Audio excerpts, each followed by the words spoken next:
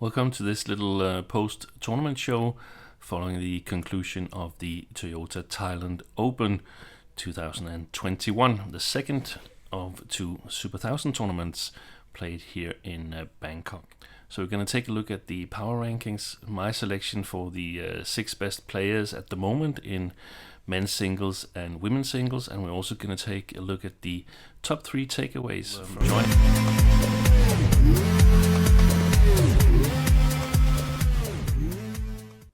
So let's start out with the power rankings in women's singles.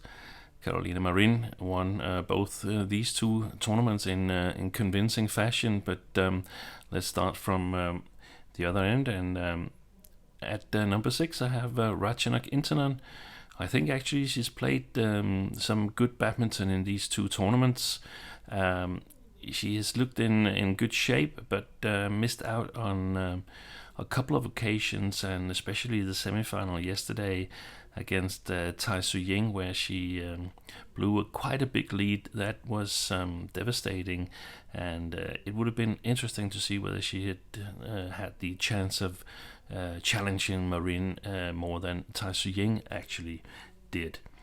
So in 5th place I have An Se-young. I'm taking a little bit into account the previous results in 2020, and An Se-young, she had a really tough draw in the All England, for instance, but I think she's played some good badminton here. She defeated Ratchanok in the first tournament, and I saw some good badminton from her, some clever tactical display against Carolina Marin. She's still young, and when she grows also physically and becomes stronger, then she will be a definite force, and one that the players will have to look out for in terms of winning tournaments.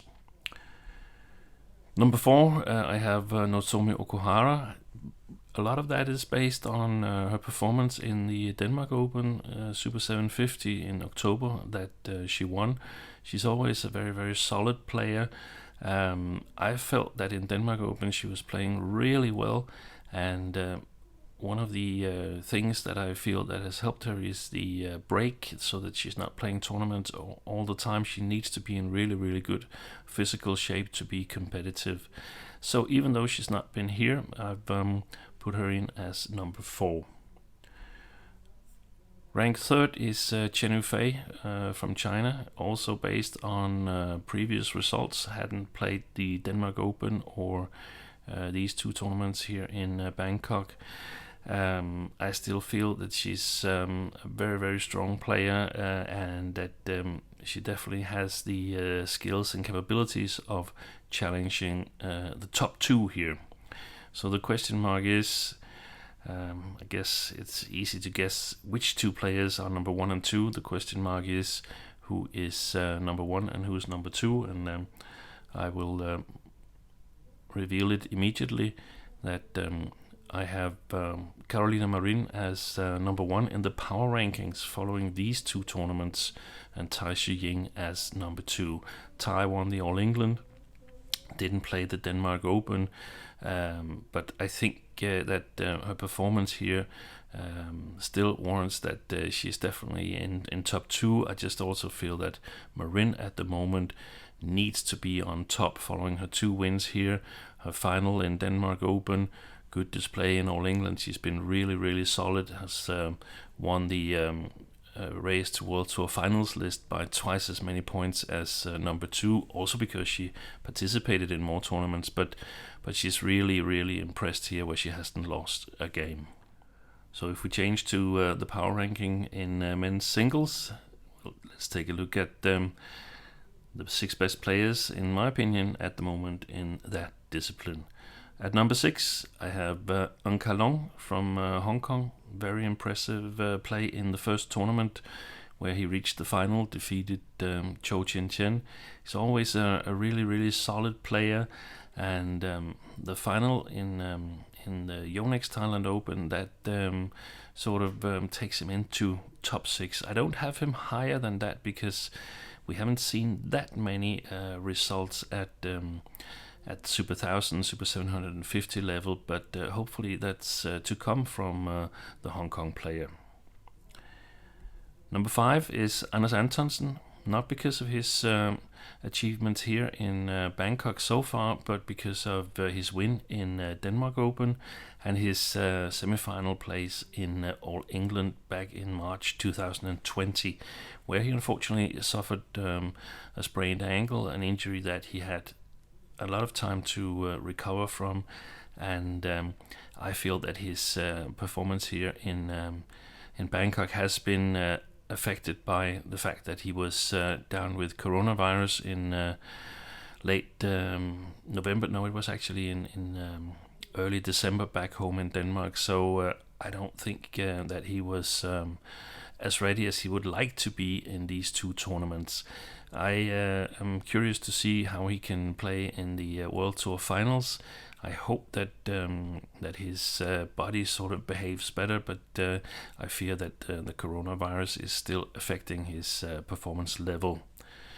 So at number 4, I have Zhou Tianjian. That's 2 places down from his current world ranking, where he's number 2. Was one of the players who participated in Denmark Open back in October, reached the semi-final there, and a couple of semi-finals here as well. So that's pretty much consistent with the 4th place here. I don't feel I can put him any higher at the moment, as he hasn't really been close to at least some of the ones that are in top 3. The next spot is perhaps a surprise for many, but I have Anthony Ginting as number 3. It might seem a little bit unwarranted because he lost in the first game of in the first round of All England to Rasmus Gemke, lost to Axelsen last week, and then a defeat to Lee Chuk-Yiu this week here in Toyota Thailand Open. I still feel that he had the possibility. He was leading against Axelsen in the 3rd game in Yonex Thailand Open last week, and I still think that I would put him as a favorite if he was to play any of the 3 players below him.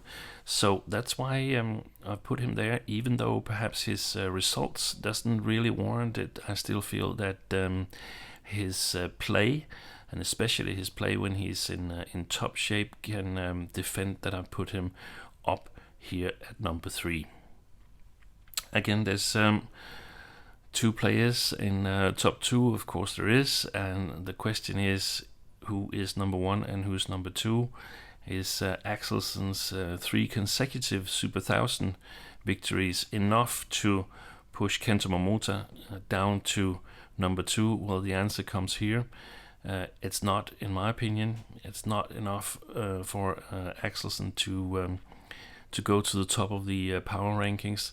There's some things that are sort of talking to the advantage of Axelsen, and that is that he's proved that he's in good shape. He's in really, really good shape, and we don't know where Momota stands. He's been out for a year. He has suffered from the aftermath of his tragic car accident following the Malaysia Open last January, and of course hit with the coronavirus just before departure here for Thailand Open. So we don't really know where he stands. He hasn't really showed that that he currently belongs at number 1, but I give him credit for all the things he's achieved previous to his car accident in Malaysia, and he's still got a 14-1 head-to-head lead over Victor Axelsen. So in order to get that number 1 spot on the power rankings, Axelsen got to prove that he can beat Momota. It's not the other way around, in my opinion. So to the top 3 takeaways from this tournament, actually from both tournaments under one belt here in Bangkok, the last 2 Super 1000 tournaments of the World Tour season, the short season of 2020. And number 3 is same thing, new wrapping. This is perhaps the first time, actually. I think it is. Maybe you could take back when Sudirman Cup was played together with the World Championships, but in my opinion, this is the first time that we've seen 2 consecutive tournaments played under the same conditions with the same players, and we've gotten pretty much the same result as we got in the first week. 4 repeat winners in men's singles, women's singles, men's doubles and mixed doubles. The same players proved to be the best in those 2 tournaments.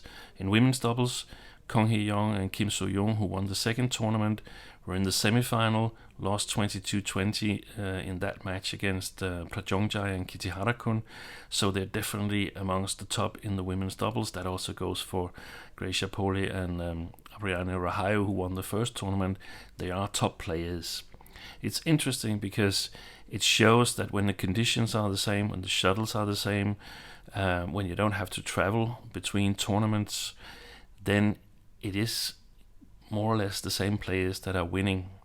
So form in this period here in these 14 days is consistent, and what we see when we change venues from week to week under regular World Tour season is that these things affect the players. Had Axelsen had to travel early Monday morning to play Tuesday in another tournament, then he might have suffered from fatigue. He might not have had enough time to get used to the playing conditions. We might have played with a different brand of shuttles. There might have been different conditions in terms of drift and so on. And it's been interesting to see that these things are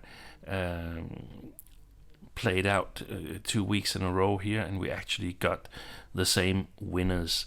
We should also take into account that it has been more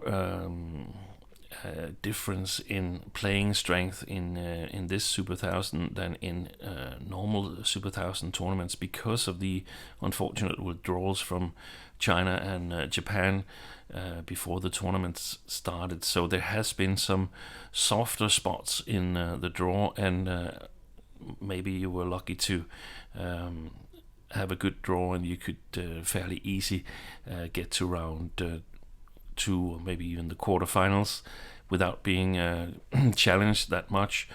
And that is over time, that is really, really important. I feel the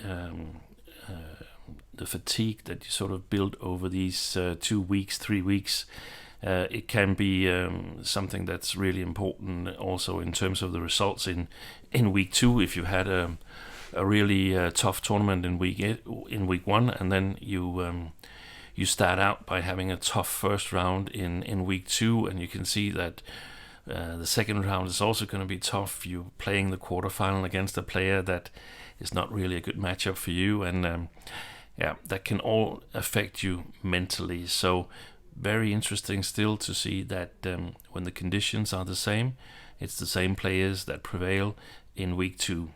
So the second takeaway I have is we've seen some players with Braveheart here.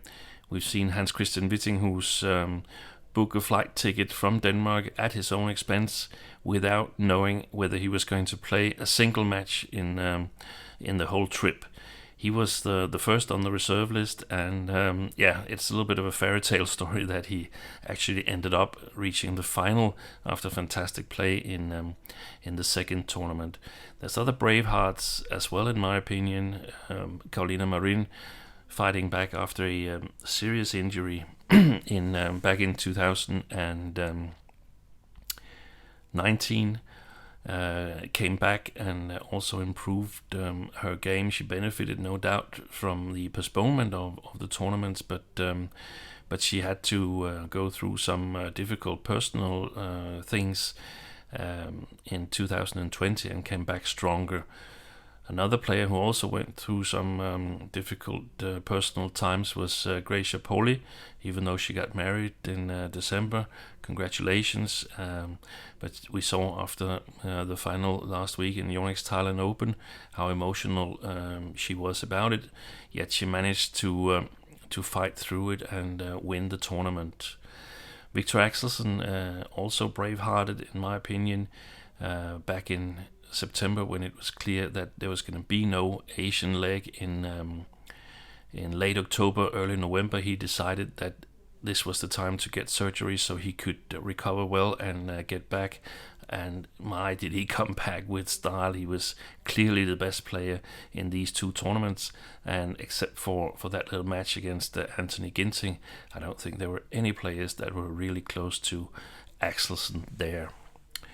So the last of the top 3 takeaways is a big thank you to Thailand for staging these 2 tournaments, and hopefully a successful one next week as well. It's been fantastic to have badminton back at these standards, and the precautions that have been taken by the organizers have been exceptional. I think I can speak for everybody saying that it felt really safe here in Bangkok, and it also showed the incidents that were during the tournament showed that it was necessary to have this level of security and organization, and it's really been nice to see how well how well organized things were, and the help that